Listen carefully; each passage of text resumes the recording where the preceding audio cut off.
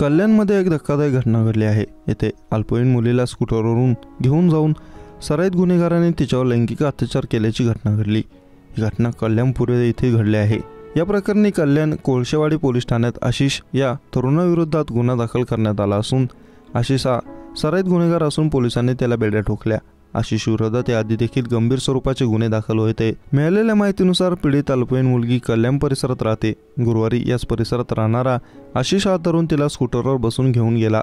तिला एका इमारतीच्या आडोशाला नेत कुटुंबाला मारण्याची धमकी देत तिच्यावर लैंगिक अत्याचार केला।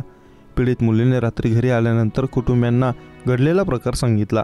या प्रकरणी पीडितेने दिलेल्या तक्रारीनुसार कल्याण कोळशेवाडी पोलीस ठाण्यात आशिष विरोधात गुन्हा दाखल करण्यात आलाय। आशिष हा या परिसरातील सराईत गुन्हेगार आहे। काही दिवसांपूर्वीच कल्याण पूर्वेत झालेल्या गाड्यांच्या तोडफोड प्रकरणात देखील आशिषचा सहभाग होता। पोलिसांनी आशिषला अटक केली आहे।